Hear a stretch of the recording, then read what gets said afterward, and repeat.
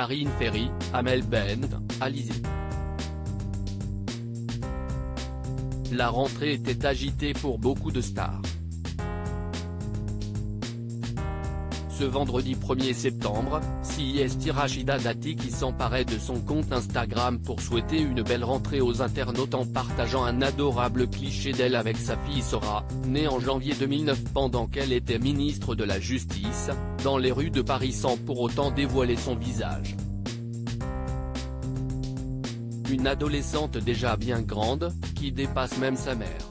Cette photo est un événement assez rare pour être souligné car la maire du 7e arrondissement de la capitale a pour habitude de protéger sa fille des médias et de sa notoriété.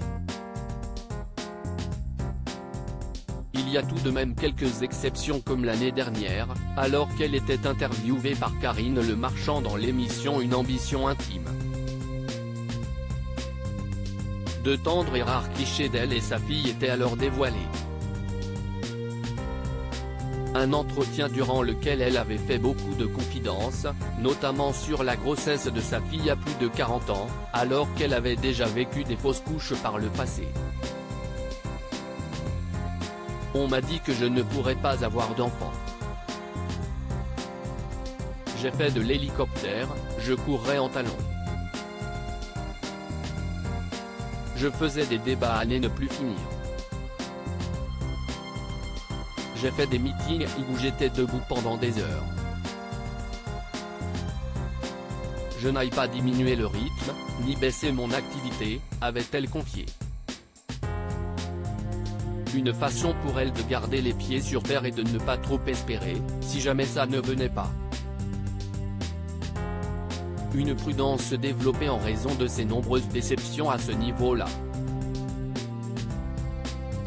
Ça s'est fini à l'hôpital, plus de peur que de mal finalement, puisque sa fille, qui porte le nom de sa mère, finissait bel et bien par naître.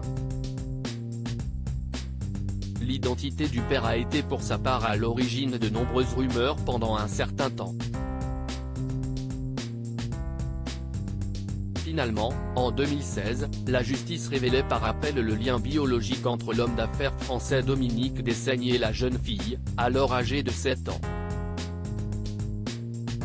Dans l'émission de radio Hors Piste sur France Inter, Rachida Dati faisait de nouvelles confidences sur sa fille, pour un sujet pas plus rigolo que les précédents puisqu'elle évoquait le harcèlement scolaire auquel était confrontée Sora. J'ai essayé de la protéger de ça, mais elle a vécu toute sa scolarité de primaire en changeant d'établissement tous les ans. À cause de cette histoire de harcèlement. Elle a été harcelée par un petit garçon, fils d'une personnalité. Ça s'est fini à l'hôpital Necker, confiait-elle. Aujourd'hui, elle a bien grandi et vient de poser fièrement aux côtés de sa maman pour la rentrée.